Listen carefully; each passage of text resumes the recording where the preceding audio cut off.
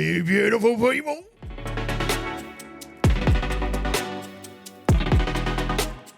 Jingle bells, jingle bells.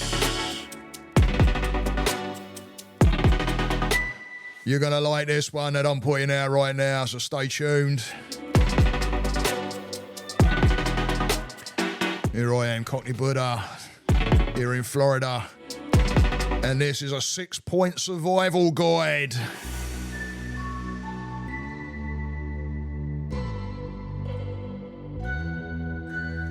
Yeah, some of those things that you may not be thinking about on the old, you might not even think about it as survival.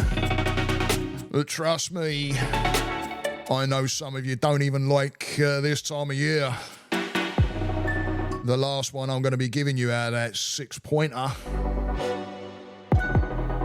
is going to be a tool, so stay tuned. Don't go anywhere. Because yes, there's things we can do. There is things we can do. Why not enjoy it and have control of your mind? Because that's what it's all about, guys. It's about taking your control. And let me tell ya, you're going to learn some of that right here, right now. Because, hey, it's the time of year, right? I hope everybody's having a good one. And this is a bit one of those kind of a Christmassy, holiday, New Year-y, one of those, right? It's one of them. So I wanted to put this together. I was sitting in there. I was watching a bit of the old TV, I got to say. And even though, but guys, go and check out my, I think it was a podcast, I can't remember now, podcast or vlog. Go and check it out because both are on YouTube, and there's one there all about on a TV campaign about giving up the TV. And I've got to tell you guys, since I've been putting it more into productive areas, i.e. putting out some content to you guys and using my love of what I do to get messages out there, and it's been way more productive. People, I've been getting some messages and that, and I tell you what, it's way better than sitting in front of that old box in there watching a bunch of garbage, let me tell you. So my wife is in the kitchen. She's cooking up a little bit of food. And she was watching the TV with me while she was doing it. And then, because I said, hey, you want some help? No, get out of the kitchen. That's what I get out of the kitchen. Or I'm standing there and I watch. Stop looking over my shoulder. Because I used to be in the kitchen game. It's something I used to be doing. And I tell you what, this time of year in the kitchen game, big shout out to all you bloody people in the kitchen game out there and that are involved in the, you know what I mean, the refreshments, the refreshments departments of the careers out there, let me tell you, because I tell you what, I've been in that, and it's not easy this time of year. You're getting absolutely mullered, and I know what that feels like, because blimey, when that time of year comes round, and you know, it's exciting at the same time, though, guys, I've got to say. It is exciting as well. But anyway, let's get to the point here. Survival, yeah? So I'm going to give you 6 points. The last point is a tool that I actually came up with, and I teach my guys it as well. So stay tuned to the tool as well, because you're going to be able to use it, you know, as you're going through the season here a little bit. And let's start off with overwhelm, shall we? Let's start off with overwhelm. How many of you right now are in overwhelm? How many of you? Come on, put your hands up. I'll be honest. Give me an oi. Give me an oi. You know, when you're getting into that overwhelm and everything seems to be bloody like getting on top of you, and it's like, oh no, you bloody, you know, you forgot something at the supermarket. We've been doing that. And we even went out today and we came in and we're like, oh, we didn't get the creamer for the coffee. My plant-based creamer, because I use a plant-based creamer. My, you know, my family, they can have the other. And which they do, they have a different creamer. But anyway, you know, they're overwhelmed, right? You're like, oh, shit, man, this is happening, and people are saying we need you over here, and you got work and kids, and you're getting pulled about, and phone calls, and let alone if you're running a business, right now, things are, like myself, I've had my business drop down a little bit, right? So it's like, oh, shit, it all builds up into that overwhelm, guys. What can you do about that? What can you do about that overwhelm? Well, the first thing is bloody sit down. Sit your ass down, first of all. Grab yourself a pad and a pen or a sheet of paper or something and start writing out that overwhelm. Because you want, the brain is not making sense of it, and it's going into that lost mode, and it's like, holy shit, I don't know. And you've got a mix of different emotions that come in there and all, guys, because it's all thinking, remember. Just layers and layers and layers of thinking that just keeps coming in, and then the what if thinking and all that, right? So if you get it down out on paper, you can actually see it. And when you can see it, now you can work with that a little bit. You can start, doing lists and making things happen. Some of these things that may be coming into your mind, you can't even do anything about. So why even think about it, right? You can't do anything about it. So if you can't do anything about it, no point even thinking about it, because that's going to be part of that overwhelm. And the more you can chip away at the little bits that you can't do anything about, or things that are just is, that's going to cut down on your overwhelm some. So all the while your brain can start laying things out and making sense of what that overwhelm is, you can start doing something about it. And I'll tell you what's a part of that overwhelm, which is my next point. That was number one, the overwhelm itself. Number two, know when to say no. Know when to say no. That is a really difficult word to say, believe it or not, for many, many, many people. And anybody that has a problem with that saying no, you're not the only one. Trust me, I was there too. And until you start to see yourself, I tell you what, it was the first thing I started with was no. And you don't have to give even any explanation. But, the one thing, don't lie either. If you don't really want to do something, don't go, well, I'm not fond of, just be like, no, I don't really want to do that. That's good. I don't really want it. And if they say, well, we're going to do it, then you have the choice of yes or no. You have choice. But know when to say no. Because I'll tell you what I used to do, because I was a fricking people-pleasing maniac, wanted everybody happy with me, everybody pleased with me, everybody, and don't get me wrong, I think we all have some of that to some degree, but when you get to where I was, where you'll do anything, like when a hurricane's come through, I was on everybody else's roof but mine. So know when to say no, because I'll tell you what, it's going to be a reliever. It gives you so much, like, I don't know, it's like, wow, I helped myself out. I saw myself. And I remember when I first did it, seeing myself was like, wow, hang on a minute. I don't remember ever doing that. To tell you the truth. So know when to say no. Number 3, don't feel guilty. Now, what do I mean by that? Yeah? How many times have you been given a gift and you believe that you got to give something in return? In fact, it does your head in. How many times? Believing that you got to repay. Now, that all comes from somewhere, guys. I always got the message, don't be in anybody's pocket, right? So you always try to give back. But the thing with that, guys, if someone's giving, think about why you would give a gift. My love language is giving gifts, by the way. If I give somebody something, whether that be time or a material thing, or, time's a big one, by the way. Don't put time out as not a gift, because I'll tell you what, you're spending a part of your life in that time. So, right? But how many times do we feel guilty? So how do you feel? This is how it was put to me by my therapist. How is it that you feel that when you give something to somebody? How do you feel when you do it and you see their face and they like it and it's like, right? There's a joy there for me. For me, there's a joy there because I give from a heart. I don't give because it's like, oh, I got to give for some reason. When I give, it's like from an absolute heartfelt place, and even better when I can bloody like this time of year. That's why I love this time of year because I frigging I listen to family through the year, and I'm like, make a note of that, and make a note of that, and I work on making some of those things happen. And so when you get something.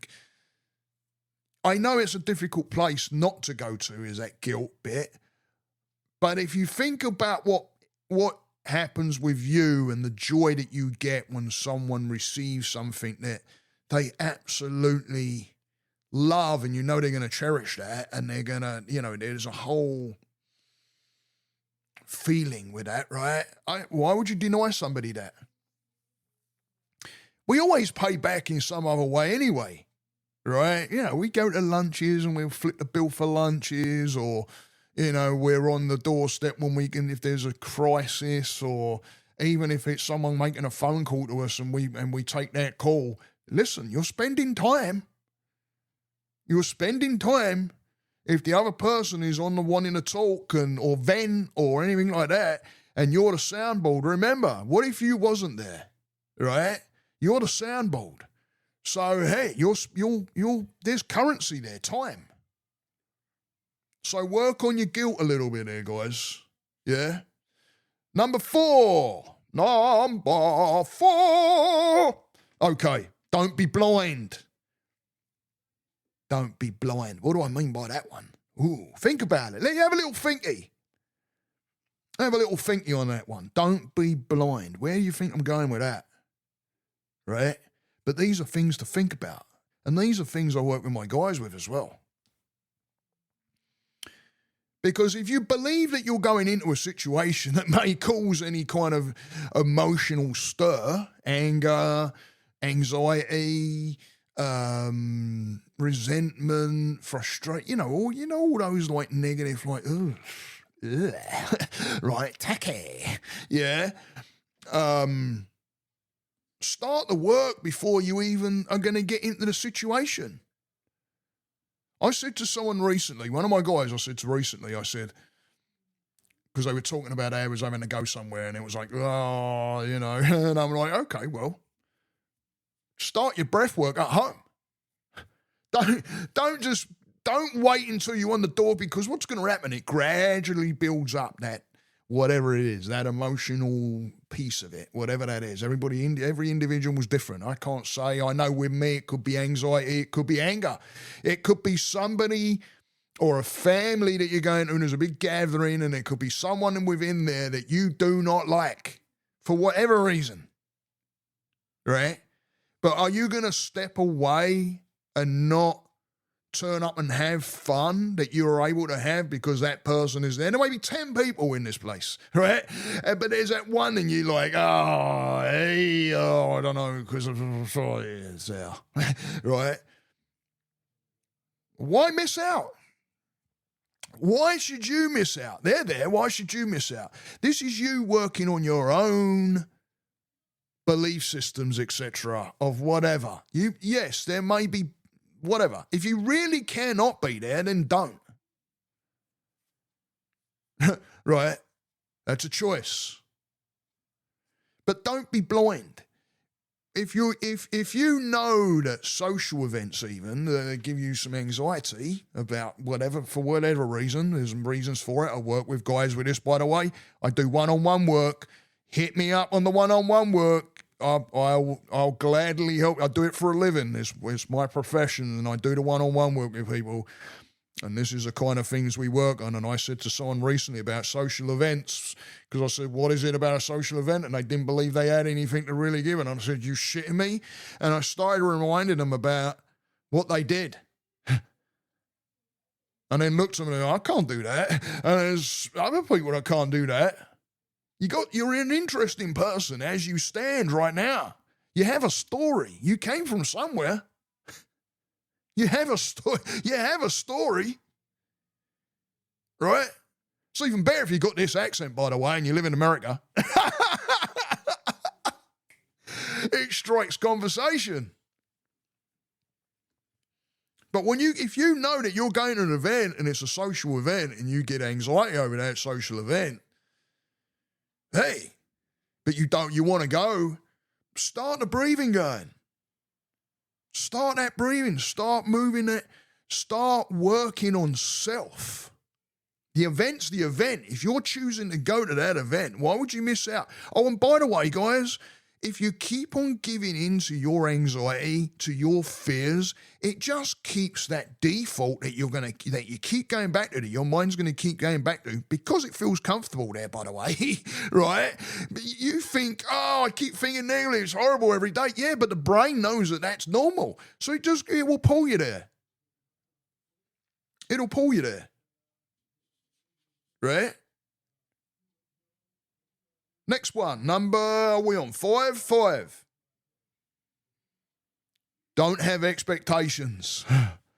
This one will trip you up a lot, guys.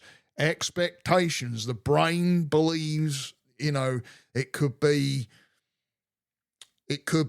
like I pull this out with the titles of mums and dads. This is where I pull this out. There's like an expectation, right? There's an expectation of what we believe a dad should be, and an expectation and a belief of what a mum should be. And, when those things are not met, what happens, right? What happens to your emotions then? Yeah? What happens to your emotions then? Because you're telling the brain, an expectation is that it's going to have, you think it's going to happen. There's a big possibility, more of a possibility in the high percentage of it happening. That's what but you're saying there's a non-reality. You don't know whether it's going to or not. But when you walk into something and you have that, there's an expectation there. Oh, shit. And then it doesn't show up. Now you're in a whole different ball game in your mind now, aren't you? Sure, not in the present, right? Because whatever emotion you're going to land yourself with whatever the expectation you was expecting, oh man, there's a whole myriad of shit that can happen now. Anger being a big one, by the way. Wasn't expecting that. You can also have the expectation of something coming to you that you didn't expect, right? Joy, a joy thing. Yeah? You walk into that social event, someone comes up to your boss and saying, hey, we're promoting you. What? Can go that way.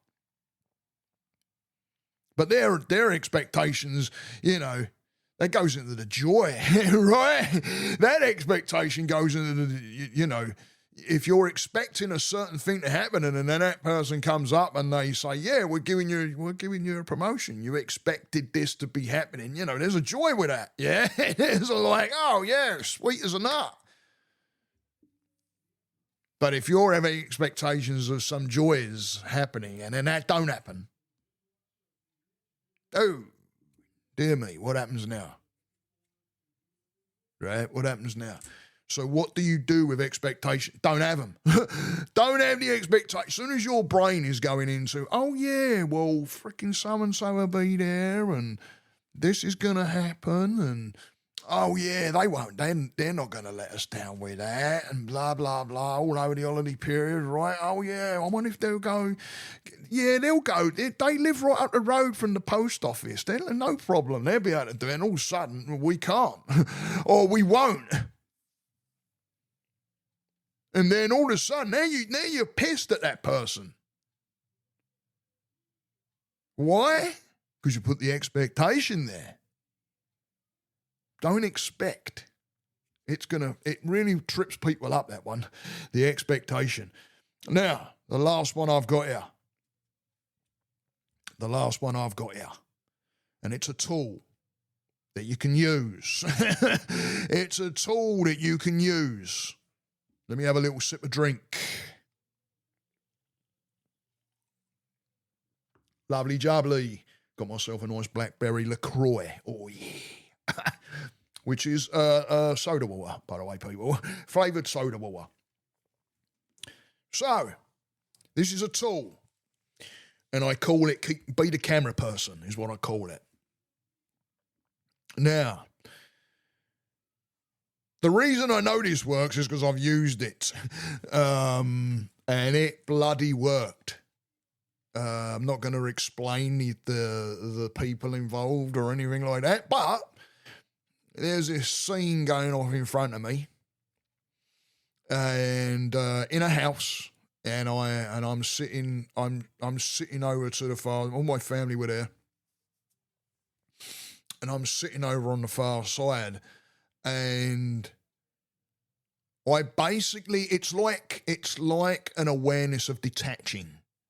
Now, I can detach when my anxiety, I'll tell you what, guys, you'll start detaching. Be careful when you get into that overwhelm, because it's your brain's way of, like, coping, and it will detach out of the situation. All of a sudden, you feel like you're not in it or part of it. It's a very, very strange feeling. But when you do it, when you choose to do it, what you do is you see yourself behind a camera. So now you're the camera person. So you see yourself behind a camera like you're filming what's going on. All of a sudden, I'm not going to say somehow, because what you're doing is you're tuning into it. So I know it does it, but you're tuning the senses in more. So now you're like looking at it. It's like detaching from, like with Buddhism, it's sitting still. It's like detaching out from the emotion and looking at it and not accepting it as part of you. You know, you're experiencing these things, and it's just like the same thing. It's like seeing these things in front of you, and you're experiencing them. When you experience them, there, bleeding words are getting all mixed up. When you experience them, you're not kind of bringing the emotional side of you into it, because you're experiencing something. So, and it's like emotions too. Emotions are like experiences. You're experiencing a certain thing within you. It doesn't define you. We're human beings. We experience things. And that tool right there, that really helped me out at one point, because I detached out to where I wasn't angry, I wasn't resenting, there was nothing. And in fact, a couple of times it got kind of funny because you're actually hearing and seeing, you're tuning it all in so much that I could hear people crisscrossing overs, conversations and that, and some raised voices and that going on. And I'm like, oh, wow, this is crazy because I was not part of at that point. I was not part of. I had turned that off. So let's have a quick run through again, guys, shall we? Let's have a little run through. We got the overwhelm, which you know, they're writing it down, yeah? Know when to say no, that's a biggie, yeah? Don't feel guilty, you know, the gift receiving part of it. Don't be blind, yeah, going into situations or anything like that. No expectations. And then your tool.